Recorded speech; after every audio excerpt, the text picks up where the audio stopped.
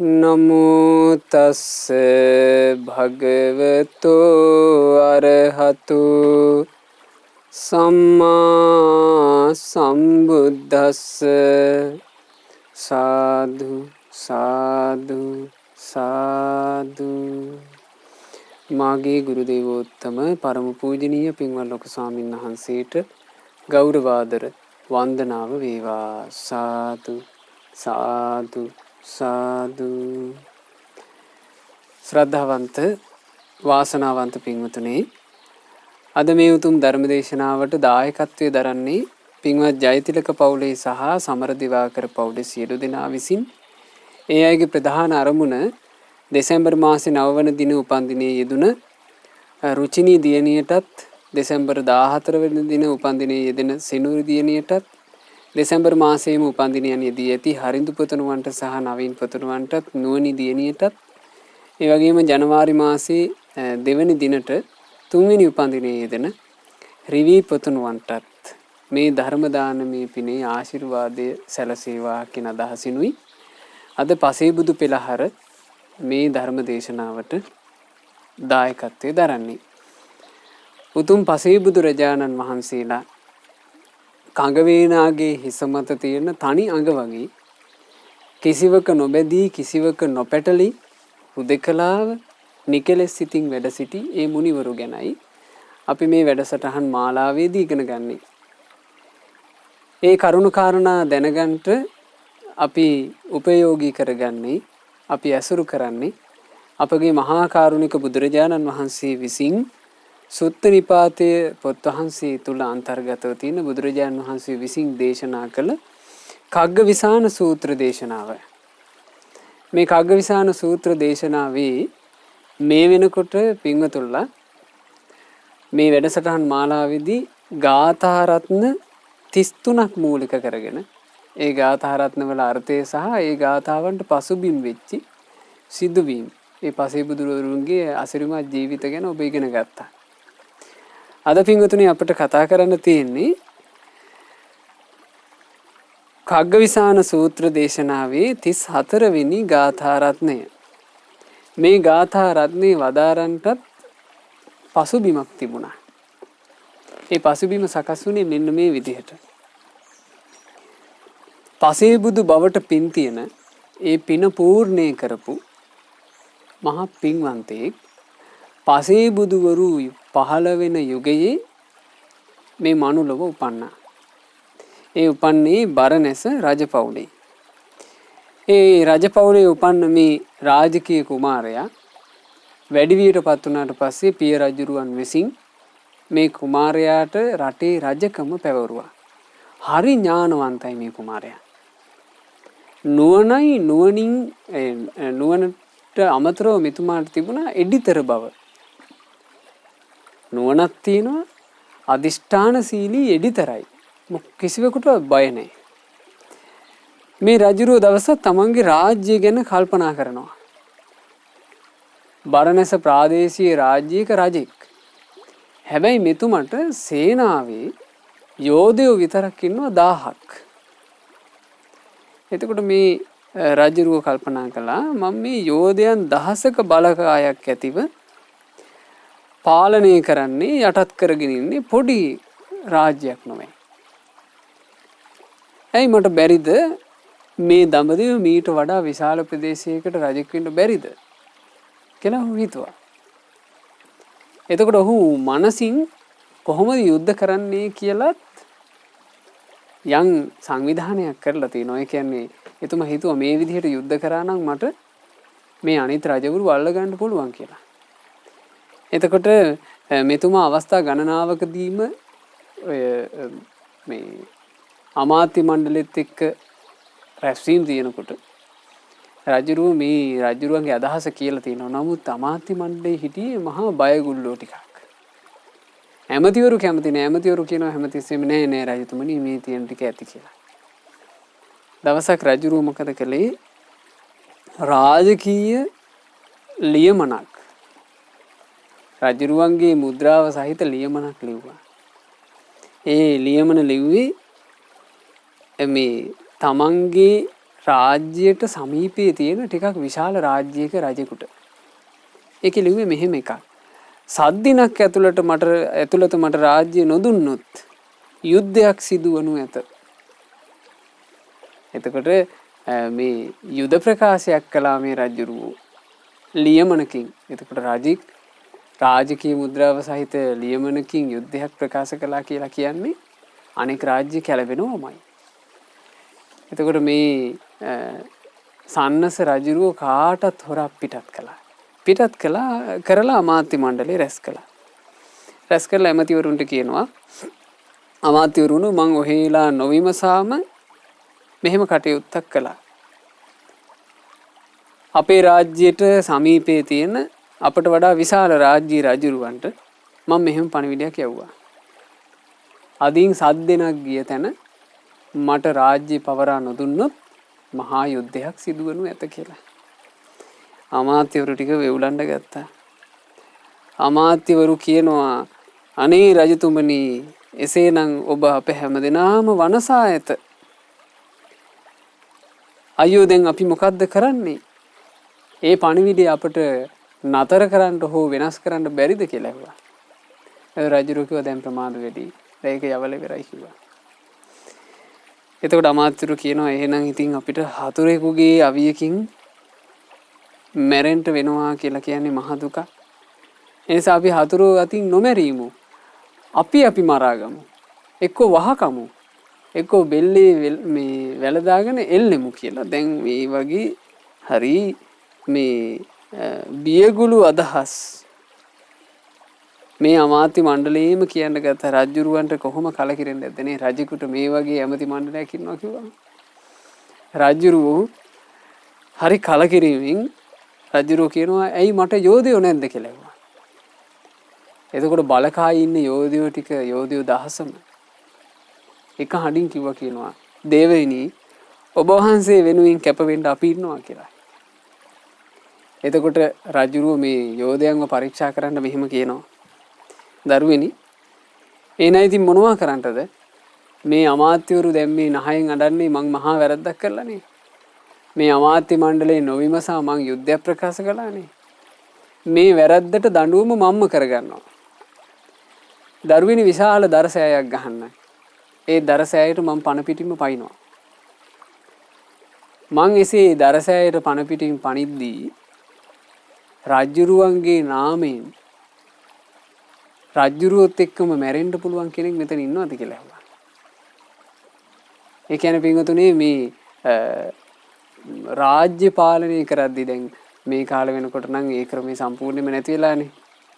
නමුත් ඒකල රජවරු එහෙම රජකම් කරනකොට රජවරුන්ට හිටපු සේනාව කියලා කියන්නේ රජුරුව වෙනුවෙන් ජීවිතේ පූජා කරපු පිරිසක්. කොටිම පින්වතුනි සත්තු පවා හස්තිරාජයෝ අශ්වයෝ මේ හැම සතෙක්ම দমনය වෙලා හිටියා. රජුරුව වෙනුවෙන් පණ උනත් අතහරිනවා.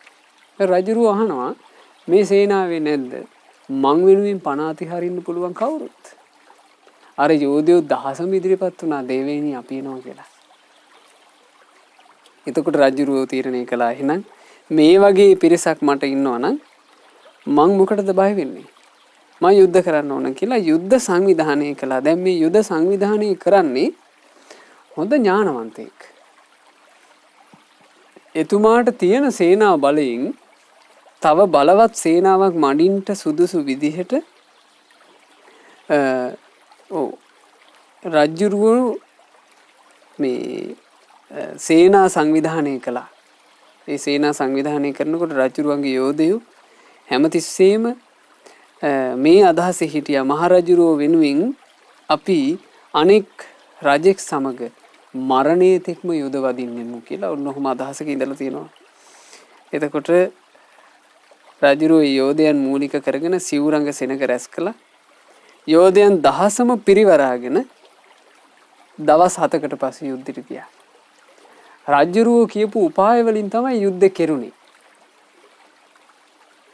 ඒ උපායන් අනුව යුද්ධ කරනකොට දැන් මේ පොඩි රජුරුවන්ට කුඩා ප්‍රදේශයක රජුරුවන්ගේ සේනාවට වඩා ලොකු සේනාවක් අනෙක් සතුරු රජාට හිටියා. නමුත් පොඩි වෙලාවයි යුද්ධේ පැවතුනේ. මෙතුමාගේ උපක්‍රම වලට අනුව යුද්ධය කරනකොට ඉක්මනින්ම යුද්ධේ ජයගත්තා. ඒ යුද්ධේ ජයගත්තට පස්සේ සතුරු රාජයාව පණ පිටින්ම අල්ලගත්තා. පණ පිටින්ම අල්ලගෙන ඔන්න ගිවිසුමකට. දැන් සතුරු රාජයා පණ පිටින් අහුණාට පස්සේ ඒ සතුරු රජා මේ රජුරු ළඟ වැඳ වැටෙනවා අනේ මේ මරන්න නම් එපා અભේදානෙ දෙන්න කියලා. එතකොට ගිවිසුමකට ආවා. හරි එහෙනම් ඔහේ රාජ්‍ය පාලනය කරගෙන යන්න ඕනේ. හැබැයි මං යටතේ. ඔන්න එතකොට මේ රජුරුවන්ගේ විජිතේ පුළුල් වුණා. මේක කරාට පස්සේ පින්වතුනි රජුරවන්ට තේරුණා මේ උපායෙන් මට මේ දඹදිව්ම අල්ලන්න පුළුවන්. දැන් රාජ්‍ය එක දෙක අල්ල ගන්නකොට ඒ රාජ්‍යවල බලසේනාත් මෙතුමාගේ වෙනවනේ. ඒතකොට මෙතුමාගේ බලසෙනග විශාල වුණා. ඊටාම ටික දවසයි ගියේ මේකේ කියනවා මේ අට කතාවේ ඔය උපාය මුල් කරගෙන රජවරු යටත් කරමින් මේ බරණැසටම බරණැස මේ රාජ්‍ය ගොඩාක් තිබුණානේ. ඒ රාජ්‍ය අතර හිටිය ප්‍රධාන බරණැස් රජුරුවෝ. ප්‍රධානම බරණැස් රජුරුවන්ගේ රාජ්‍යත් අල්ලගත්තා. ওই විදිහට මේ රජතුමා අවසානයේ යටත් කරගත්ත රජවරු ප්‍රමාණය කියනවා 100ක්. රජවරු 100ක් යටත් කරගෙන රාජ්‍ය 100ක පාලකෙක් විදිහට ඔහු රාජ්‍ය පාලනය කරනවා. ඒ රාජ්‍ය පාලනය කරනකොට ඒතර ඔබ හිතන්න මේ රාජවරු 100ක් අල්ලන්න නම් එතන යුද්ධ 100කට වඩා තිබිලා තියෙනවා. ඉතින් යුද්ධ 100ක් කරලා දරුණු ඝාතන ආදියත් සිද්ධ වෙලා මහා තේජාන්විත රජෙකුට කොච්චර රාජමාන්‍යයක් රාජ ආඩම්බරයක් තියෙන්නේ නැද්ද? මේ රජුරෝ දැන් සිංහාසනේ වාඩි වෙලා රජුරෝ තනියෙන් හිතනවා මගේ පිය රජුරුවත් පොඩි රාජ්‍යයක් පාලනය කරපු කෙනෙක්. පිය රජුරුවන්ගේ පිය රජුරුවත් පොඩි රාජ්‍යයක් පාලනය කරපු මේ කෙනෙක්. ඒ අය කිසි කෙනෙකුට බැරි වුණා මං වගේ රජෙක් වෙන්න කියලා දැන් මේ රජුරුව මහා ආඩම්බරයෙන් හිතනවා. හැබැයි මේ ආඩම්බරයෙන් ආඩම්බරකාර හිතුවිලි හිතන්නේ පසේබුදු බවට පින්පුරාගෙන පැමිණිලා මේ ජීවිතේ පසේබුදු වෙන්න ඉන්න කෙනෙක්. ඒ පින විසින් එතුමාගේ ජීවිතේ මෙහෙවන්නේ කෙසේද කියලා එතුමාවත් දන්නේ නැහැ. පින කියන්නේ ඒ වගේ ආසිරිමත් එකක්. පින කියලා කියන්නේ ඒ වගේ අద్භූත එකක්. එතුමා ওই විදිහට කල්පනා කර කර ඉන්නකොට එතුමාට මතක් වුණා එකපාරට මගේ පිය රජුරවන්ට පෙර රජවරු හිටියා. ඒගොල්ලෝ මන්තරන් ලොකු රාජ්‍ය පාලනය කරපු නැති බව හැබැයි රජවරු විදිහට හිටියා. දැන් ඒ අය කෝ? ඒ අය ඔක්කොම මැරිලා ගියා නේද කියලා මතක් වුණා. මගේ පිය රජුරුව හිටියා. දැන් මගේ පිය රජුරුවන් පැලඳු ඔටුන්න මම පලන්දගෙන ඉන්නවා. මගේ පිය රජුරුව පාවිච්චි කරපු අසිපත කඩුව මන් දරනවා. පිය රජුරුවන්ගේ රාජ ආභරණ මන් දරාගෙන ඉන්නවා. පිය රජුරුවන්ගේ මිරිවැඩි මම පළඳිනවා. දැන් ඒ ඔටුන්න පළඳින්න, ඒ අසිපත දරන්න, ඒ මිරිවැඩි පළඳින්න මගේ පිය රජුරුවනේ මැරිලා. එහෙනම් රාජ්‍ය 100කට නෙවෙයි මුළු පෘථුවියටම රජ වෙලා හිටියා. මම මැරෙනව නේද කියලා මතක් වුණා. බලන්න පින්වතුනි මේ පින්වන්තයෙකුගේ පිනක තියෙන ආශ්චර්ය මෙච්චර මහා රාජයෙක් වෙලත් මැරෙනවා කියන එක මතක් වුණානේ. මේ මැරෙනවා කියන එක මතක් වීමෙන් මිනිසෙකුට උපදිනවා පුදුම නුවණක්. වර්තමාන ලෝකයේ ගත්තොත් එහෙම මේ ලෝකේ බොහෝමයක් මිනිස්සු තමන් මැරෙන බව අමතක කරලා ඉන්නේ. ඒ නිසා තමයි මේ කලකෝලහල ඔක්කොම මේ අරුබුද ඔක්කොම මේ වංචා රැවටිලි මේ ඔක්කොම දේවල් ඇයි මැරෙනවා කියලා අමතකයි. මැරෙනවා කියලා අමතක නිසා. පාලකයන්ට මතකයක් තිබුණා නම් අපි මැරෙන මිනිස්සු කියලා මේ අපේ රටවල් පින්වතුනි මේ වෙනකොට මීට වඩා සමෘද්ධිමත්. අපිට හිටපු පාලකයන්ට මතක තිබුණා නම් අපි මැරෙන උදවියයි කියලා. හැබැයි ඒ අයන්ට අපි මැරෙන උදවියයි කියලා මතක නැතුව ඒගොල්ලෝ රට පාලනය කරන් ගියා. අපි මැරෙන උදවියයි කියලා මතක නොතිබ්බාට ඒගොල්ලෝ අමරණීය වුණාද? ඒ හැමදෙනාම මැරිලා ගියා. මේ පසේ බුදු බවට පින් තියෙන නිසා මේ පහ පින්වන්තයාට මතක් වෙනවා. මගේ පිය රජවරු මියගියේ යන්සේද ප්‍රධාන විජිත 100කට රජු වෙන මාත් යම් දවසක මේ ඔක්කොම ටික අත්හැරලා දාලා මැරිලා යනවා නේද කියලා මතක් වුණා. එපා වුණා ඒ වෙලාවෙම රාජ්‍ය ටික. අච්චර මහා ආඩම්බරයෙන් මේ රජවරු 100ක් යටත් කරගෙන හිටපු රජුරවන්ට ඔක්කොම ටික එපා වුණා. රජුරව කල්පනා කළා මෙලොවට නම් මේ ටික හොඳයි. මෙලොවට නම් මට මෙච්චර විජිතයක් ඇත්තේ කියලා හිත හිතින්න හොඳයි. මාගේ බලසෙනක මෙච්චරක් ඇත්තේ කියලා හිත හිතින්න මෙලොවට හොඳයි මේවා. අහෝ මෙලොවින් පරලොවට යන කල්ලි මම මොනවද අරගෙන යන්නේ? මෙලොවින් පරලොවට යන මාහට අරගෙන යන්න ඇත්දී කුමක්ද? ආන් එහෙම මතක් වුණා. ඒ මතක් වෙනකොට මේ රජුරෝ තීරණය කළා. එහෙනම් මං උපායෙන් දැන් මේ රජුරෝ එඩිතරයිනේ. බයටපත් උන්නේ. මේ රජුරෝ කල්පනා කළා උපායකින් තමයි මම පොඩි රජෙක් වෙලා ඉඳලා මහ රජෙක් බවට පත් උනේ. එහෙමනම් මෙලොවට මං උපායෙන් දින්න නම් ඇයි මට බැරි පරලොව උපායෙන් දිනන්න? එහෙනම් මං පරලොව උපායෙන් දිනන්න මහන්සි වෙන්න ඕන කියලා එතුමා කල්පනා කළා.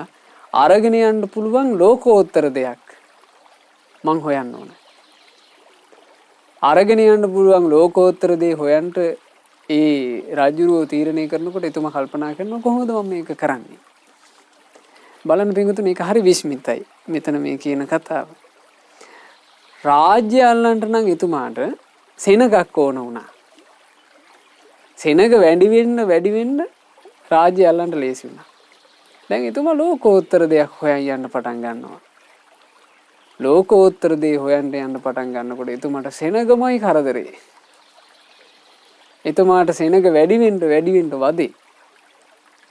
එතුමාට තේරෙන්න ගත්තා මේ මහා පිරිවරක් එක්ක නම් මේක කරන්න බෑ. මේ මහා ධන සම්පත් පරිභෝග කරමින් ඇයි ධන සම්පත් පරිභෝග කරනවා කියන එක අදහස? ධනෙ කළමනාකරණය කරන්න එපා. රජුරෝ ඒව බලන්න එපා. මේ ධනෙට ඇලුම් කර මේක කරන්න බෑ. මේ දීපල සම්පත්තියට ඇලුම් කර මේක කරන්න බෑ. කොටින්ම මේ රාජ්‍ය විචාරණ මේක කරන්න බෑ. ලෝකෝත්තර දේ හොයනවා නම් මං කරන්න තියෙන මූලිකම නුවණැති වැඩේ තමයි මේව ටික අතහරින එක කියලා රජුරෝ තීරණය කළා. ඒ ඇසිල්ලේම රජුරෝ රාජකීය මේ අසිපත අරගෙන තමන්ගේ කෙස් සිඳගෙන රජමැදුරේදීම මහාන වුණා කියනවා. මහාන වෙලා රජුරෝ අඹදරුවන් සියලු දෙනා අත්හැරලා මේ කොහොම මේ අසිරියක් තියෙන්න ඇද්ද? අසිරියක් කියලා කියන්නේ කොහොම ආందోලනයක් තියෙන්න ඇද්ද? මේ වගේ මහා රාජ්‍යයක් දාලා යනකොටනේ. එතකොට පිටුතුනේ මේ පසේ බුදුවරුන්ගේ යුගය කියලා කියන්නේ මහා අద్භූත එකක්. ඔය බරණැස ඉන්දියාවේ මේ රාජ්‍ය 100කට අධිපති වෙලා හිටපු කෙනෙක් එකපාර මෙහෙම ගිහින් තියෙනවා. මේ පින්වන්තයෝ කටයුතු කරපු විදිහ නම් හරි පුදුමයි. ඊළඟට මේ පින්වන්තයෝ එහෙම කටයුතු කරනකොට ඒ කාලේ තිබ්බ ක්‍රමය. දැන් අද නම් ප්‍රසිද්ධ මිනිස්සුෙකුට ඔහොම යන්න බෑනේ. අද ප්‍රසිද්ධ මිනිස්සු කොහොම අතහැරලා ගියොත් එහෙම මේ ඔක්කොම ටීවී නාලිකා වලින් මේ මිනිස්සයව හොයාගෙන එවි. ඒ මොකද එහෙම වුනේ කියලා. ඒ මිනිස්සයාට ගැලවෙන්න හම්බෙන්නේ මාධ්‍ය වලින්. නමුත් එහෙම කතන්දරයක් අතන නැහැ. එතුමා අතහැරියා. අතහැරලා වනගත වුණා. වනගත වෙනකොට මේ වනගත වෙන්නේ මේ අබිනික්මන් කරන්නේ පසේ බුදු බවට පින් තියෙන කෙනෙක්. එතුමාට ඕන කරන දේ එතුමාට ලැබුණා. එතුමාට ඕන කරන දේ දැන් ඒක තේරුම් ගන්න පින්වතුනි මෙහෙම. අද කාලේ ධර්මයේ හැසිරෙන්න යහපතක හැසිරෙන්න අපිට ඕන කරන්නේ මොකද්ද? අද කාලේ අපිට ඕන කරන්නේ ජීවිතේ යහපත් පැත්තට හරව ගන්න නම් බුදුරජාණන් වහන්සේ කෙරෙහි ශ්‍රද්ධාවෙන් ධර්මය ඉගෙන ගැනීම. අද අපිට උවමනා කරන අංගය ඒක. අද ශ්‍රද්ධාව නැත්තම් බුදුරජාණන් වහන්සේගේ භාෂිතය ගැන විශ්වාසය නැත්තම් අපිට අංශුවක්වත් ඉදිරියට යන්න බෑ. අද අපි ගාව තියෙන්න ඕන අපිට ධර්මයක් ධර්මයක් අවබෝධ කරන්න වේවා අඩු ගානේ දහමක හුලඟක් හෝ වදින්න. අපිට අද ඕන කරන්නේ ශ්‍රද්ධාව. ශ්‍රද්ධාව කියන එක නැත්නම් අපිට අද කාලේ මුකුත්ම නැහැ. ඒ නිසාම බුදුරජාණන් වහන්සේ දවසක් දෙවියෙක් අහනවා ස්වාමීනි භාග්‍යතුන් වහන්සේ මේ ශාසනය තුල කෙනෙක් පිහිටා ඉන්නවා නම් ඒ පිහිටා ඉන්න හොඳම දේ මොකද්ද? බුදුරජාණන් වහන්සේ වදාලා දෙවිය ඒ කැහුවේ දෙවි කෙනෙක්. බුදුරජාණන් වහන්සේ වදාලා දෙවිය මේ ශාසනය තුල කෙනෙක් පිහිටනවා නම් පිහිටන්න හොඳම තැන ශ්‍රද්ධාවයි. බුදුරජාණන් වහන්සේගේ අවබෝධය තුළ තමයි පිහිටන්න ඕන. කොහොමද පිහිටන්නේ? ජානාති භගවා භාග්‍යතුන් වහන්සේ දන්නාසේක අහං නජානාමි මම කිසිවක් දන්න කෙනෙක් නෙමෙයි. සත්තාමේ භගවා භාග්‍යතුන් වහන්සේම මාගේ ශාස්ත්‍රූන් වහන්සේ වනසේක ශ්‍රාවකෝ හමස්මි මම ශ්‍රාවකයා. ඔන්න ඔතන හිටියොත් එහෙම අපි අපේ ජීවිතේට යහපත උදා කරගන්න සුදුසු තැන ඉන්නවා. හැබැයි පසේ බුදු බවට පින් තියෙන උත්තරමයන්ට තියෙන එහෙම එකක් නෙමෙයි. එතුමාට අවබෝධයට සුදුසු තැන මොකද්ද? හුදෙකලාව. හුදෙකලා වුණා විතරයි ওই ස්වම්භූ ඥානයෙන් ධර්මය අවබෝධ කරන සම්මා සම්බුදු රජාණන් වහන්සේටත් පසේ බුදු රජාණන් වහන්සේටත් උවමනා කරන්නේ හුදෙකලාව. දැන් බලන්න අපේ මහබෝසතාණන් වහන්සේ අර පස්වග භික්ෂූන් එකට දුෂ්කර ක්‍රියාවේ යෙදුණා. ඒ දුෂ්කර ක්‍රියාව අපේ මහබෝසතාණන් වහන්සේ නුවණින් සලකලා අතහරිනකොටම පස්වග භික්ෂූන් ටිකත් උන්වහන්සේව දාලා ගියා.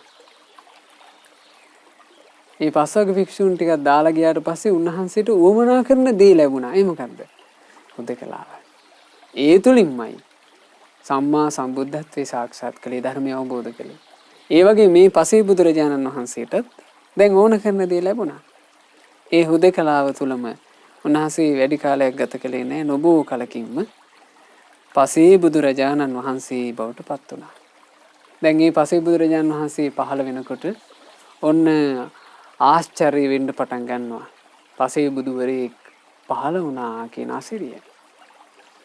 මොකද්ද ඒ ආශ්චර්යය? හිමාල පර්වතයේ ගන්ධමාදන කියන පව්වේ මංජූසක කියන වෘක්ෂයේ රන් මලක් පිපුණා. ඒ රන් මල පිපෙනකොට ඒ රන් මල පිපීමත් එක්කම අනෙක් පසේ බුදුරජාණන් වහන්සේලා දැනගන්නවා අභිනව පසේ බුදුවරයෙක් පහළ වෙලා. ඒ පසේ බුදුරජුන් උදෙසා තවත් අසුනක් පැන වුණා. ඒ ආසනේ පැන වෙනකොට අර පහළ වෙච්ච පසේ බුදුරජාණන් වහන්සේ අහස් ගමනින් වැඩම කරනවා මංජූසක වෘක්ෂය ළඟට. අනෙක් පසේ බුදුරජාණන් වහන්සේලා සමීපයේ උන්වහන්සේ පැන වූ ආසනේ වැඩ හිටියා. මේ වැඩ හිටියට පස්සේ අර පසේ බුදුරජාණන් වහන්සේලා අලුත් පසේ බුදුරජාණන් වහන්සේගෙන් අහනවා ආශ්මත ඔබට ජීවිතය අවබෝධය කරගන්නට ඒ ජීවිත අවබෝධය ලබා ගන්නට හේතු වෙච්ච පසුබිම මොකද්ද? අන්න ඒ වෙලාවේ තමන් වහන්සේට අවබෝධයට හේතු වෙච්ච කාරණේ උන්වහන්සේ තේරෙන විදිහට තමන් වහන්සේට වැටහෙන විදිහට මේ විදිහේ ගාථාවකින් වදාළේ.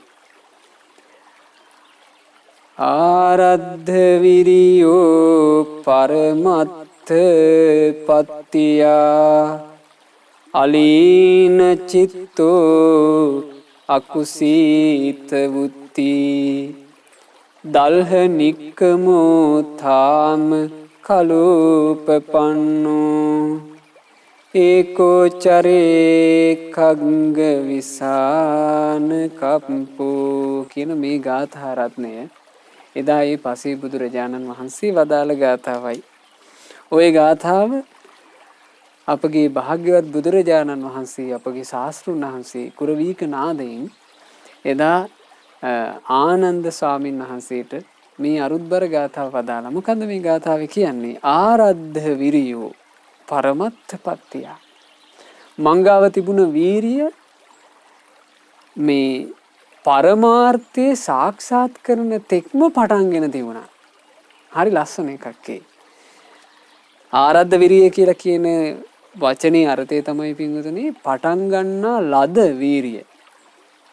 පටන් ගන්නා ලද වීරිය කියලා කියන්නේ මොකද්ද? ඒක හැමතිස්සෙම වැඩ කරනවා. පටන් ගන්න වීරිය කියන එක තේරුම් ගන්න. ඒක හැමතිස්සෙම වැඩ කරන එකක්. හැමතිස්සෙම පටන් අරන්. ඒක නවත්තනවා කියලා එකක් නැහැ. අතහැරලා දානවා කියලා එකක් නැහැ. ඒක හැමතිස්සෙම අවධානයෙන් තියෙන එකක්. ඒ හින්දා තමයි ඒකට කියන්නේ පටන් ගන්නා ලද වීරිය, පටන් ගන්නා ලද වීරිය කියලා. ආරද්ධ විරිය. ඒ ආරද්ධ විරිය තියෙන්නේ කොයිතරම් කාලයකටද මේක පටන්ගෙන තියෙන්නේ? තමන් යම් අරමුණක් සාක්ෂාත් කරන්නට හිත පිහිටුව ගත්තද? ඒක සාක්ෂාත් කරන තාක්ම මේක පටන්ගෙන නවත්තන්නේ. බුදුරජාණන් වහන්සේ උපමාවක් දේශනා කළා මේ ආරද්ධ වීරියට. මෙහෙම කියනවා ගොවියෙකුට ඕන කළා ගොපල්ලෙකුට තමන්ගේ හරකාව නොදැමුණු හරකාව දමනය වෙච්ච නැති හරකෙක් ඉන්නවා. මේ හරකාව ගොපල්ලට ඕන වුණා නියරක් මැද්දෙන් එතරට අරගෙන යන්න. ඒ කාලේ හොඳට ගොයම යම් පමණකට මේ ගොයන් ගස් ලොකුවට හැදිලා අර නිලට නිලේ ගොයන් තියෙන කාලේ. ඒ නිලට නිලේ ගොයන් තියෙන කාලේ මේ ගොයම මැද්දෙන් හරකාව දක්කගෙන යන්න ඕන. ගොපල්ලාට තියෙන අදහස තමයි මේ පැත්තේ ඉඳලා එහා පැත්තට මං කොහොම හරි මේ හරකව අරන් යනවා. ඒක තමයි ගොපල්ලාගේ ඉලක්කය. ගොපල්ලට යන්න තියෙනවා පාරක්. පාර තමයි නියර. හැබැයි දෙපැත්තේ තියෙනවා හරකා ආස කරන දේ පිරීලා එක යායට හරකා දැක්කම මත් වෙන තරම් දෙපැත්තේ ගොයන්. මේක මැද්දින් හරකාව අරගෙන යනකොට හරකට කිසි උවමනාවක් නැහැ නියරේ යන්න. හරකට අවස්ථාව ලැබිච්ච ගමන් හරක බලන්නේ ගොයන් ටිකක් කන්න. අරගෙන යන උවමනාව තියෙන්න ඕනේ ගොපල්ලට. ගොපල්ලා යම් මොහොතක ඒක අතහැරියොත් හරකා ඉක්මනින් ගොයමට පයින්නවා. ගොපල්ලා අඛණ්ඩව මේ හරකාව කෙවිතෙන් තල නියර දිගේ දක්කගෙන යනවා වගේ කියනවා. අමා නිවනට යනකල් මේ වීරිය අතහරින්නේ නැහැ. වීරියවන්තයෝ. ඒකට කියනවා පටන්ගත් වීරිය කියලා. ඒ ගැන හරි ලස්සනට බුදුරජාණන් වහන්සේ පැහැදිලිව දේශනා කළා උරංග සූත්‍රයේදී. උරංග සූත්‍රයේ බුදුරජාණන් වහන්සේ මේ වීරිය ගැන දේශනා කරනවා යෝ නාච්ච සාරී නපච්ච සාරී. ඒ වීරිය කියලා කියන්නේ උහුල ගන්න බැරි එකක් නෙමෙයි. හැබැයි ඒ වීරිය කිසි විටකත් පහු බහින්නේ නැති එකක්. ඒ පටන් ගත්ත වීරිය මොනම කාරණාවක් නිසාවත් පසුබසින්නේ. අමාරුවෙන් හරි ඒක පවත්වගෙන යනවා. අන්න ඒකට තමයි කියන්නේ වීරිය කියලා. ඉතින් මේ පසේ බුදුරජාණන් වහන්සේ දේශනා කරනවා මම පරමාර්ථය සාක්ෂාත් කරන තාක්ම මගේ වීරිය ආරම්භ කරගෙන හිටියා. අලීන චිත්තෝ ඒ මගේ හිත මේ යම් අලස බවක් ඇද්ද යම් මේ මැලි බවක් ඒ මැලි බවෙන් මගේ හිත බැහැර කරගත්ත අලීන චිත්ත. ධර්මයේ හැසිරෙන්න තියෙන වීරිය කියලා කියන්නේ ඒ වීරිය කොටස් දෙකකට බෙදන්න පුළුවන් කායික වීරිය සහ මානසික වීරිය කියලා. සාමාන්‍ය ලෝකේ කටයුතු කරන්න ගොඩාක් වෙලාවට සාමාන්‍ය ලෝකේ වර්ණන ලබන්නේ කායික වීරිය. නමුත් ශාසනය තුළ ඵල ලබන්න කායික වීරියට වඩා බොහෝ සෙයින් වමනා කරන්නේ මානසික වීරිය. ඒ මානසික වීරිය කියලා කියන්නේ කුමක්ද? මේ අකුසල් දුරු කරන වැඩපිළිවෙල අකුසල් ටික දුරු කරලා මිසක් අතහරින්නේ නැති බව. එතකොට මේ වීරිය පටන් ගත්තාම ගොඩාක් පින් තිබුණ අය ඒ වීරිය අකණ්ඩව පවත්වාගෙන ගිහිල්ලා අග්‍රඵලයේ වන නිවන සාක්ෂාත් කළා මඟපල ලැබුවා. හැබැයි සමහර අයට මගදී මැලි හිතෙනවා. බෑ හිතෙනවා. අතහරින්න හිතෙනවා. පොඩ්ඩක් මේ සැහැල්ලුවෙන් ඉන්න හිතෙනවා. ඔහොම වුණා. එක තරුණයෙක් මහාන වුණා. ඒ මහාන වුණාට පස්සේ මේ තරුණයා ටික කාලයයි වීරිය කළේ. දැන් ඉතින් එයා ඔහේ ඉන්නවා. ඔහේ ඉන්නකොට දැන් කිසිම රැකවරණයක් ගැන අදහසක් නැහැ. මොකද පටන් ගත්ත වීරියක් නෙමෙයි තියෙන්නේ. දැන් පටන් ගත් වීරිය නවත්තලා දාලා. දැන් මොකුත් නැහැ. දවසක් පින්ඩපාතේ වඩින්දී ඔන්න ගෑනු ළමයි පාරේදී දැක්කා. ගෑනු ළමයි දැක්ක ගමන් දැන් මොකුත් සංවරයක් නැහැනේ. හිත ඇවිස්සුණා. සිවුරු වරින්න හිතුණා. බුදුරජාණන් වහන්සේ ළඟට ගිහිල්ලා කියනවා නේ ස්වාමීනි මට මේ පැවිද්ද අමාරුයි වගේ මං සිවුරු වරින්න හිතුවා කිව්වා. බුදුරජාණන් වහන්සේ මේ භික්ෂුව දිහා බලලා කියනවා ඈ භික්ෂුව. ඇයි ඔබට මෙහෙම වුනේ? ඔබ ඈත අතීතයේ නුවණැත්තන්ගේ බස් අහලා වතුර පොදක් නැති නිරුදක කතරකත් වතුර හොයාගන්තා. ඔබ වීරිය අත්හැරීනේ. මේ ජීවිතේ මොකෝ මේ ඔබ කරගන්න ලැහැත්ති කියලා ඇහුවා. එතකොට මේ භික්ෂුව ශාස්ත්‍රඥ වහන්සේ කෙරෙහි ශ්‍රද්ධාව තියෙන නිසා මේ භික්ෂුව අහනවා ස්වාමීනි ඒ අතීතේ මම වීරිය අත් නොහැර හිටපු ඒ සිද්ධිය මොකද්ද? භික්ෂුව අතීතේ ඔබ මම සසර ගමනේ එනකොට මහබෝසතාණන් වහන්සේ කාලේ මේ කාන්තාරයෙන් එතර වෙන්න ගැල් කණ්ඩායම් වලට මඟ පෙන්වන ගැල් නායකයෙක් සත්තු වාහක නායකයෙක් වෙලා මං හිටියා. ඒ බෝසතාණන් වහන්සේ. ඔබ මගේ අතවැසියෙක් විදිහට හිටියේ. එතකොට ඒ කාලේ ඒ සත්තු වාහකයා වෙලා ඉද්දී අපි මේ එක දිනයක් යෙදුනා කියනවා නිරුදක කතරක. නිරුදක කියලා කියන්නේ වතුර පොදක්වත් නැති නිසාමයි ඒකට නිරුදක කියන්නේ. ඒ නිරුදක කතරක ගැල් කණ්ඩායමක් එක යන්න සිද්ධ වුණා.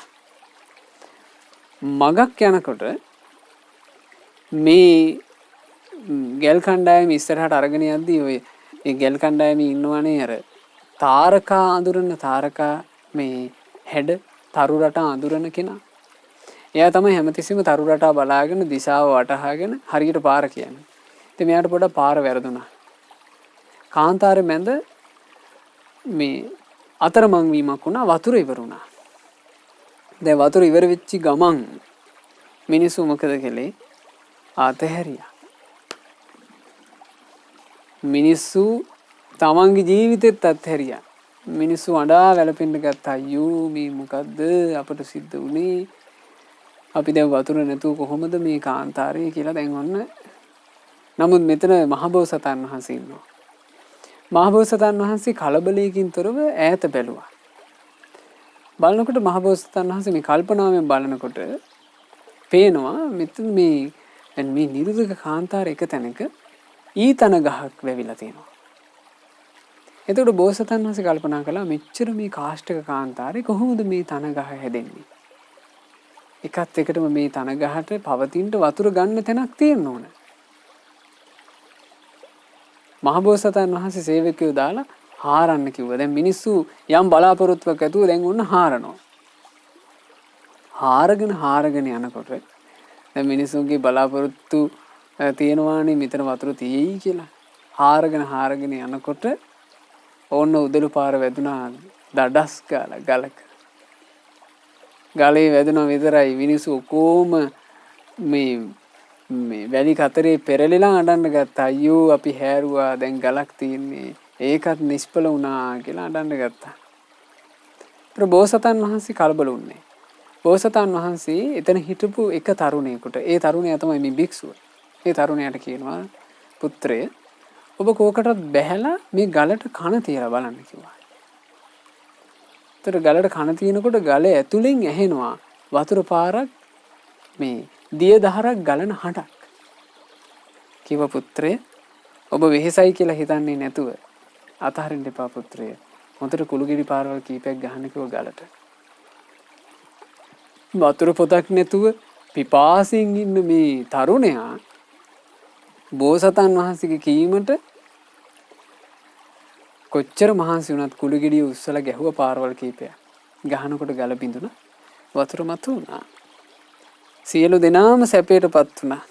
එතකොට බෝසතාණන් වහන්සේ කිය මේ ශාස්ත්‍රඥ වහන්සේ දේශනා කරනවා භික්ෂුව එදා මගේ වචනේ කියලා ඒ මිනිස්සුන්ට සිත සලසපු වීරිය අත් නොහැරපු තරුණයා ඔහේ. දැන් මේ භික්ෂුවක් වෙලා බුද්ධ ශාසනය ඇතුලේ මොකෝ මේ වීරිය අතාරින්නේ කියලා අහුවා. එහෙම අහපු ගමන් ලැජ්ජ හිතුණා. ලැජ්ජ හිතලා කිව්වා ස්වාමීනි නෑ මං සිවුරු වරින්නේ. මට අවවාද කරනසේක්වා බුදුරජාණන් වහන්සේ ධර්මයේ වදාලා. ඒ ධර්ම දේශන අවසානයේ උන්වහන්සේ සෝවාන් වුණා.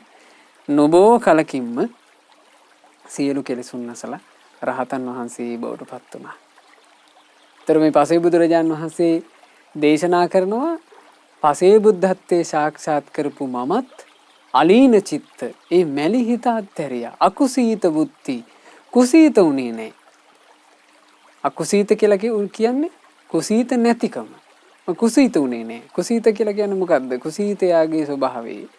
බුදුරජාණන් වහන්සේ දේශනා කළා කුසීත වත්තු. කුසීතයා කුසීත බවට වස්තු කරගන්න විදිහ. කුසීතයාගේ ස්වභාවය මෙහිමයි කියනවා. ඔන්න කුසීතයාට මේක මේ ධර්මයේ මුල් කරගෙනයි බුදුරජාණන් වහන්සේ දේශනා කළේ ධර්මයේ හැසිරෙන භික්ෂුව කුසීත භික්ෂුව. කුසීත කාරණාවෙන් යුක්ත භික්ෂුව මෙහෙම කියනවා හිතන්නේ.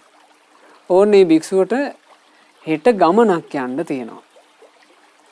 ඒතර මේ භික්ෂුව අද හිතනවා කියනවා හෙට දැන් දුර ගමනක් යන්න තියෙනවනේ. ඔය දුර ගමන තියෙන හින්දා අද ගොඩාක් මහන්සි වෙලා රෑ නිදිමරාගෙන භාවනා කළොත් එහෙම හෙට ගමනට අමාරු වෙයි. ඒ හින්දා අද උන්නෝයි පොඩ්ඩක් කලින් නිදා ගන්නවා කියලා කියනවා කුසීතය හිතන්නේ.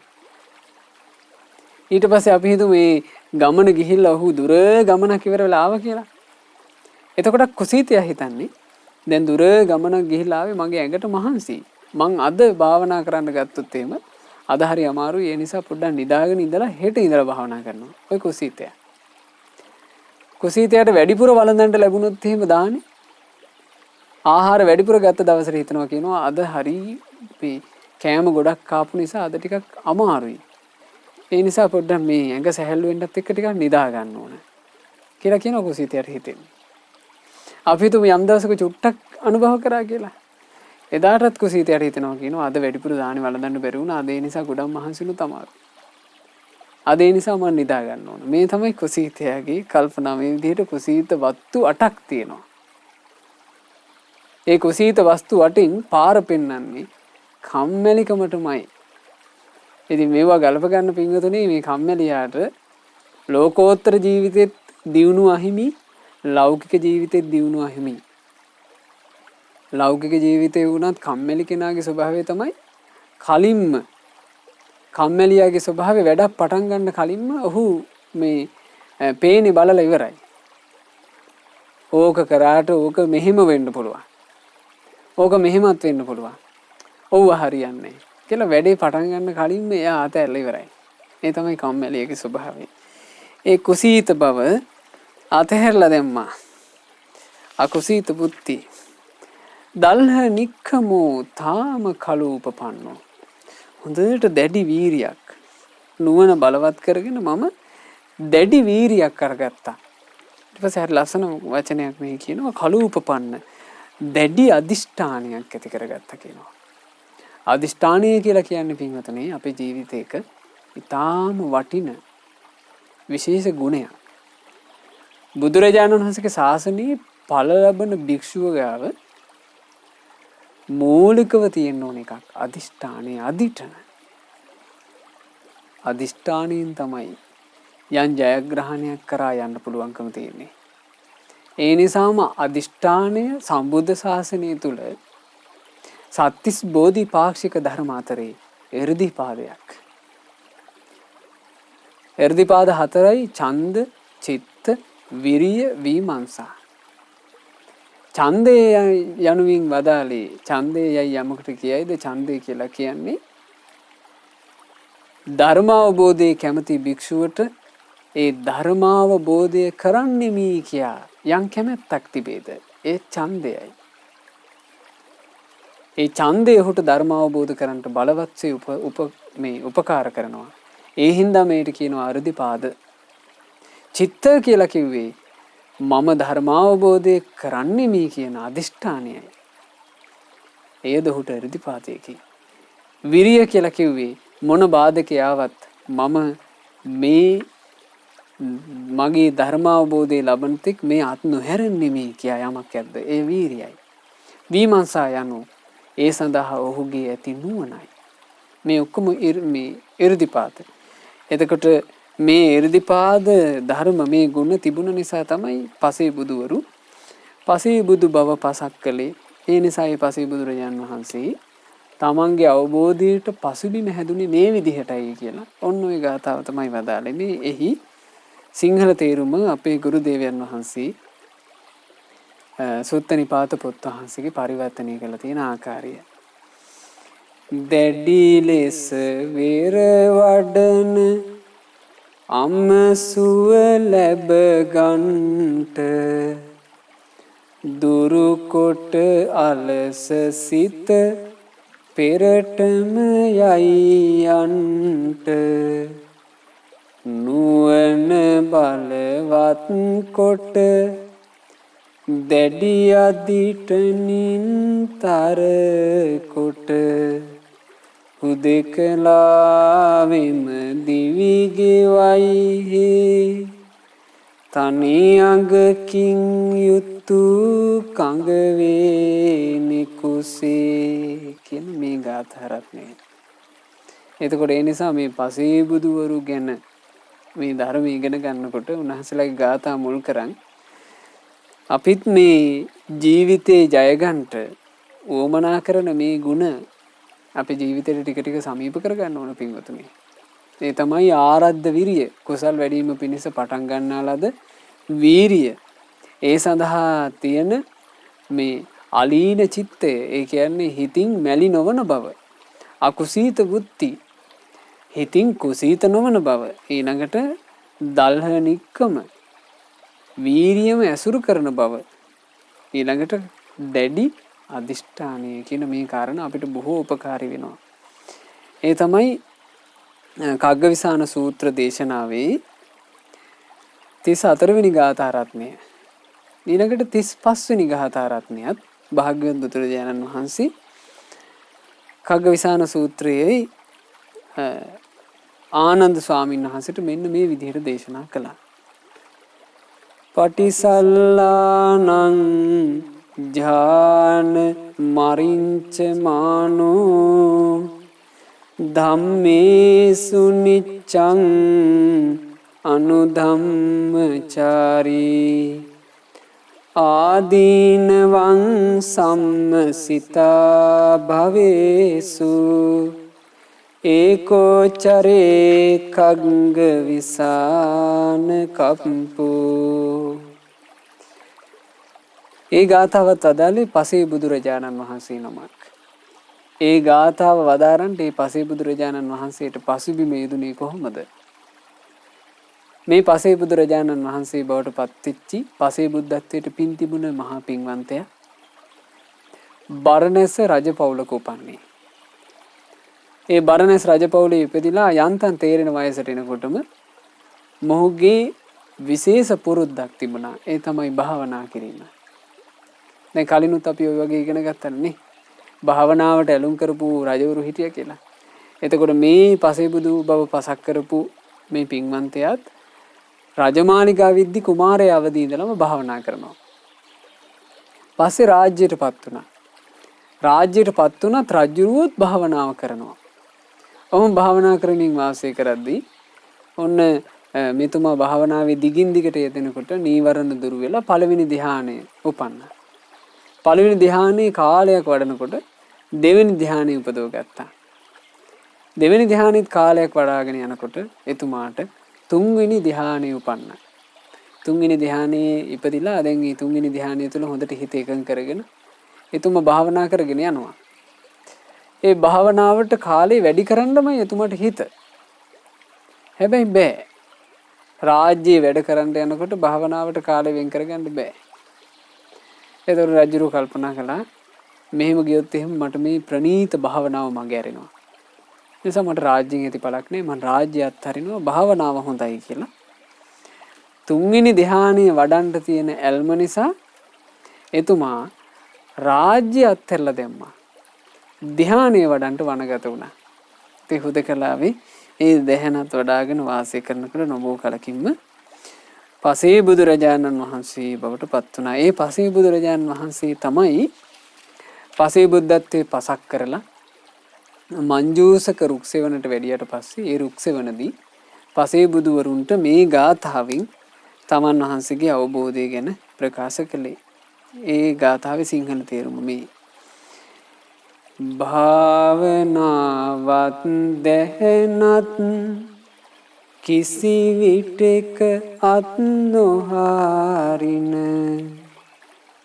දහමට නතුව හැම විට දහම අනුවම හැසිරෙන නුවණින් මෙනෙහි කරමින් භවයේ දුකම දකිමින් හුදෙකලාවෙම දිවි ගෙවයි හේ තනි අඟකින් යුතු කඟ වේනේ කුසේ කියන මේ ගාථාවයි උන්වහන්සේ වදාළ උන්වහන්සේ කියනවා භාවනාව දැහැනත් කිසි විටක අත් නොහරින්නේය.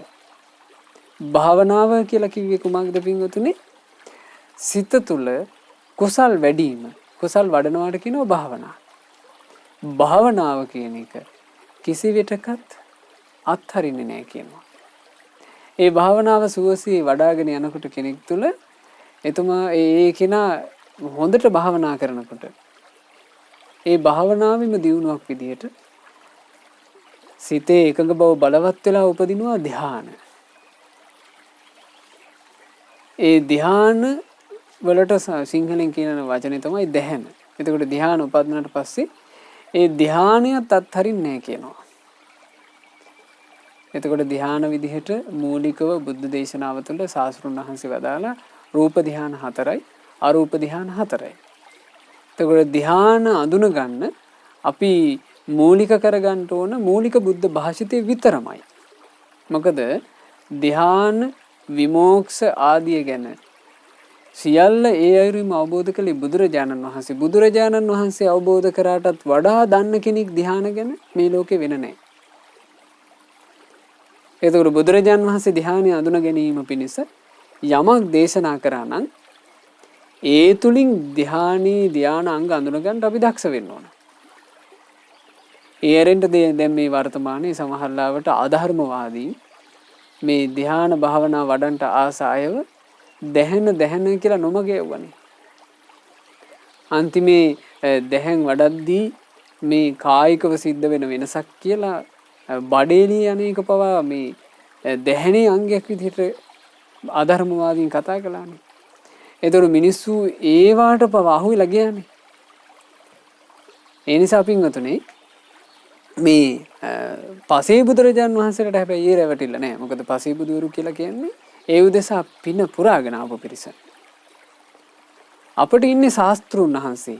ඒ ශාස්ත්‍රුන් වහන්සේ වදාළ විදිහටයි අපි භාවනාවත් දැහැනත් දිනු කළ යුත්තේ.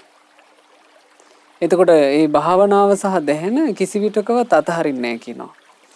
ධම්මේසු නිච්ඡං අනුධම්මචාරී. දහමට නතු වෙලා හැම වෙලාවෙම ධර්මයේම හැසිරෙනවා. ඒකද ඒ තුලින් තමයි සැප තියෙන්නේ. දහමේ හැසිරීම තුලින්මයි සැප උපදින්නේ. දහමේ හැසිරීමෙන්මයි හැම ප්‍රශ්නයකටම විසඳුම තියෙන්නේ. හැම දෙයකටම සැනසෙල්ල ධර්මයයි. ධර්මය කියලා කියන්නේ සංසාරයේ ගිනි නිවන සිහිල් දිය දහරයි. ධර්මය කියලා කියන්නේ සියලු රෝග නසන ඖෂධයයි. බුදුරජාණන් වහන්සේ වැඩ ඉන්න කාලේ ඔන්න බලන්න ඒ කාලේ භික්ෂුන් වහන්සේලා දහමට නතු වෙලා දහමීම හැසිරිච්ච හැටි. බුදුරජාණන් වහන්සේ චාපාල චෛත්‍යස්ථානයේදී වෙනකොට ශාස්ත්‍රුන් වහන්සේගේ වයස අවුරුදු 80ක්. චාපාල චෛත්‍යස්ථානයේදී ශාස්ත්‍රුන් වහන්සේ ආයු සංස්කාර අත්හැරියා. ආයු සංස්කාර අත්හැරලා 3 මාසයකින් පිරිනුවම් පාන බව බුදුරජාණන් වහන්සේ වදාලා. එතකොට භාග්‍යතුන් වහන්සේව ජීවමානව දැක දැක හිටපු ශ්‍රාවකයන්ට මහා කනගාටුවක් හටගත්තා. අයියෝ අපේ ශාස්ත්‍රුන් වහන්සේ තව මාස 3කින් පිරිනිවෙනවා කියලා. එතකොට භික්ෂුන් වහන්සේලාට මේක ආරංචි වුණාට පස්සේ මාර්ගඵල නොලැබූ මේ භික්ෂුන් තැන් තැන් වල එකතු වෙලා හරි කතාව කියනවා. අයියෝ ආයස්මතුනි අපට මක් වෙයිද දැන් බුදුරජාණන් වහන්සේ නැතුව ගියාම කියලා මෙහෙම. තිස්ස කියලා භික්ෂුවක් හිටියා. තිස්ස ස්වාමීන් වහන්සේට හරි දුකයි. බුදුරජාණන් වහන්සේ පිරිනොම් පානවා කියලා ආරංචි වුණා. මේ තිස්ස ස්වාමීන් වහන්සේ කල්පනා කළා මං ශාස්ත්‍රුන් වහන්සේ නිසාමයි මහණ වුනේ. ඒ ශාස්ත්‍රුන් වහන්සේ දැන් පිරිනොම් පාන්න ලැහැත්ති. ශාස්ත්‍රුන් වහන්සේ පිරිනොම් පානකොට ශාස්ත්‍රුන් වහන්සේට බලවත්සේ ආදරය කරපු මම කොහොමද ඒ වියෝව දරාගන්නේ? නෑ. මම ශාස්ත්‍රුන් වහන්සේගේ ධර්මයේ තුලින්ම ශාස්ත්‍රුන් වහන්සේ අහිමි වීමේ වියෝව දරාගන්න පුළුවන් හිතක් ඇති කරගන්නවා කියලා හිතුවා. බලන්න පින්වතුනි කල්පනාවනේ. උන්වහන්සේ භාවනා කළා. උන්වහන්සේ භාවනා කරනවා දැන් වෙනදාට වඩා වීරියෙන්. ධර්මයේමයි හිත. එතකොට අර තැන් තැන් වලට එකතු වෙලා කතා කර කර ඉන්න භික්ෂුන්ට මේක පෙවුණා. මේ භික්ෂුන් මේ ගිනි වැරදියට කල්පනා කළේ. මේ ස්වාමීන් වහන්සේට බුදුරජාණන් වහන්සේ පිරිනොම් පානවා කිව්වත් දුකක් නෑ කියලා තමයි ඒ භික්ෂුන්ට හිතුනේ. ඉතින් ඔය ගැන භාග්‍යතුන් වහන්සේට පැමිණිලි කරාට පස්සේ බුදුරජාණන් වහන්සේ තිස්ස භික්ෂුව ගෙන්නලා අහනවා. තිස්ස භික්ෂුව කිව්වා ස්වාමීනි මට ශාස්ත්‍රුන් වහන්සේ අහිමිවීමේ දුක මට දරාගන්න බැරි වෙයි කියන අදහස නිසාම මං කල්පනා කළා ස්වාමීනි කෙලෙස් ඔක්කොම නසන්ට. කෙලෙස් නැතුවොත් මට ශාස්ත්‍රුන් වහන්සේ පිරිනොම් පාද්දිත් අකම්පිත හිතකින් ඉන්න පුළුවන් වෙයි කියලයි මම මේ විශේෂයෙන් වීරිය වඩන්නේ කිව්වා. අපේ ශාස්ත්‍රුන් වහන්සේ ඒ සිරි සම්බුදු මූමඩලින් සාදුකාර දුන්නා තිස්ස භික්ෂුව වෙනුවෙන්. එදා බුදුරජාණන් වහන්සේ තිස්ස භික්ෂුවට මේ සාදුකාර පවත්වලා ගාථාවක් වදාලා. ඒ ගාථා රත්නේ කියන්නේ මෙහෙම එකක්. පවිවේක රසං පීත්වා. ධර්මයක් මෙනෙහි කරමින් හුදෙකලා විවේකයෙන් ලබන යම් රසයක් ඇද්ද? එය වැළඳීවාට කම් නැත. රසං උපසමස්සච. උපශාන්ත වූ නිර්වාණ සුඛ වැළඳුවාට වරදක් නැත. නිද්දරෝ හෝති නිප්පාපෝ ධම්මපීති රසම් පිබන්. තමන් පුරුදු කරන ධර්මයෙන් දහම් රසය විඳින එක. ඒ ධර්මයේ හැසිරෙන භික්ෂුවට කීර්ති වරදක් කිසි පවිතු දෙයක් නොවේ කියලා බුදුරජාණන් වහන්සේ ගාථාව වදාළේ. එතකොට යම් කෙනෙක් දහමට නතු වෙලා දහම අනුවම හැසිරෙනවා නම් ඒක තමයි යාගේ දියුණුව. හොඳට නුවණින් මෙනෙහි කරන්න ඕන මේ ධර්මය. නුවණින් හොඳට මේ ධර්මය මෙනෙහි කරනකොට එයාට මේ භවයේ දුකක් බව තේරෙනවා. ආදීනවං සම්මසිතා භවේසු. එතකොට ඔහුට භවයේ දුකම වැටහෙන්න ගන්නවා. අටුවා පොත්වහන්සේලාගේ තුල තියෙනවා අරහත්ත්වයට පත්වෙච්චි ඒ රහතන් වහන්සේලා වෙර වඩනකොට නුවණින් මෙනෙහි කරද්දී අරහත්ත්වයට පෙර ඒ උත්තමයන් තුල වීරිය හටගත්තේ මෙහෙම කියනවා. නුවණින් මෙනෙහි කරනකොට ඒ උත්තමයන්ට තේරුණා කියනවා මේ මුළු මහත් සක්වලම අවීචිය වගේ ගිනි ගත්තා වගේ දැනුණා කියනවා. එතකොට පින්වතුනි මේ මුළු මහත් සක්වලම ගිනි අරගෙන නම් ආයේ සැනසෙල්ලක් විඳින්න මේ සක්වලේ කිසිම තැනක් නැහැ. සංසාරය තුල සැපක් හිමිනේ. ඒ උත්තමය හැමදෙනාම සංසාරයෙන් නිදහස් වෙච්ච තැන සැපේ පැතුවා. ඒ සැපේ හෙව්වා. ඒ උත්තමය ওই සැපේ සැනසුණා. ඇත්තෙන්ම ඒ රහතන් වහන්සේලා කියලා කියන්නේ සංසාරයෙන් අත මිදිලා සැපේටපත් වෙච්ච උත්තමය. ඒ සංසාරයෙන් අත මිදලා සැපේටපත් උනේ ඒ රහතන් වහන්සේලා සම්මා සම්බුදුරජාණන් වහන්සේ කියන ශාස්ත්‍රුන් වහන්සේගේ මඟ පෙන්වීමෙන්. හැබැයි මේ පසේ බුදුරජාණන් වහන්සේලා සංසාරයෙන් අත්මිඳුණු සැපේ වන අමා නිවන් සැපය ලබා ගත්තේ තමන් වහන්සේලාම තනිව අවබෝධ කරලා. ඒ තනිව අවබෝධ කරපු පච්චේක බුද්ධ බවට පත්වෙච්ච උත්තමයෝ අමා නිවන් සුවයම විඳමින් අමා නිවන් සුවයේ සැනසුණා. ඒ අමා නිවන් සුවයේ සැනසුණ කඟ වේනාගේ හිස මත තියෙන තනි අඟ වගේ ඊටාම හුදකලා සිතින් වැඩ වාසය කළ පසේ බුදුරජාණන් වහන්සේලාට අපගේ වන්දනාව වේවා. සාදු සාදු සාදු. අද ධර්ම දේශනාව තුළින් අප රැස් කළ සියලු පුණ්‍ය ධර්මයෝ සග්දෙවිඳුන්ට අනුමෝදන් වෙත්වා. සතරවරන් දෙවිවරුන්ට සෙම්පති දෙවිවරුන්ට මේ පින් අනුමෝදන් වෙත්වා. අප හැම දිනාගේම ඉෂ්ඨකාමී දෙවියෝ පින් අනුමෝදන් වෙත්වා. ප්‍රදේශවාසී පළාත්වාසී සියලු දෙවිවරු මේ ලංකා භූමිය සුරකින්න සියලු දෙවිවරු අනුමෝදන් වෙත්වා. පින් අනුමෝදන් වන දෙවියෝ දිව්‍ය ආශීර්වාදයෙන් වැඩෙත්වා. දෙවියන්ගේ රැකවරණය අප හැම දිනාටම දෙවිවරු සලසා දෙත්වා. දෙවියෝද සංසාර දුකින් අත මිදෙත්වා. සාදු සාදු සාදු. රැස් කළා වූ සියලුම පුණ්‍ය ධර්මයන් අපගේ ගුරු දේවෝත්තම පරම පූජනීය පින්වත් ලොකු ස්වාමින් වහන්සේට අනුමෝදන් වෙත්වා. පින්වත් ලොකු ස්වාමින් වහන්සේ නිදුක් වෙත්වා, නිරෝග වෙත්වා, දීර්ඝායුෂ ලබත්වා. මේ ගෞතම බුද්ධ ශාසනය තුලම උතුම් වූ චතුරාර්ය සත්‍ය ධර්මය පරිපූර්ණ වශයෙන්ම අවබෝධ කර ගනිත්වා. සාදු සාදු සාදු. රැස් කළ සියලු පින් මහමෙවුනා වාසී රටලෝක වාසී මහා සංඝරුවනට අනගාരികා මෑණියන් වහන්සේලාට පැවිදි අපේක්ෂාවෙන් සිටින පින්වත් හැම දිනාට අනුමෝදන්ව ගෞතම සසුන තුලම ධර්මාවබෝධයෙන් සැනසේවා. සාදු සාදු සාදු. රැස් කළ මේ සියලු පුණ්‍ය ධර්මයන් අද දවසේ මේ උතුම් ධර්ම දේශනාවට දායකත්වයේ දරන පින්වතුන්ලාගේ නමින් මිය පරලොවයන්ට යෙදුනා වූ සමර දිවාකර පවුලේ ඒ දෙමව්පියන්ටත් ජයතිලක පවුලේ දෙමව්පියන්ටත් විතාරණ පියාණන්ටත් ජයසුන්දර ආච්චි අම්මාට සහ අරවින්ද ලොකු මල්ලිට මේ සියලු පින් අනුමෝදන් කර වෙත්වා කියලා මේ පින් අනුමෝදනා කරනවා. ඉතින් මේ පින්වතුන්ලාගේ නමිනුත් ඔබ අප හැමදෙනාගේ නමිනුත් මේ යන්ට යෙදුනා වූ සියලු ඥාතීන්ට හිත මිත්‍රාදීන්ට පින් අනුමෝදන්ව මේ ධර්ම දානමේ පින අනුමෝදන් වෙන ඥාතීන් පරලෝ වශයෙන් සැපයටපත් වෙත්වා කියන අදහසින් ඥාතීන්ට පින් අනුමෝදන් කරන්න. රැස් කළා වූ සියලුම පුණ්‍ය ධර්මයෝ දෙසැම්බර් මාස 9 වන දින උපන් දිනයේ සැමරු රුචිනී දියණියට අනුමෝදන් වෙත්වා.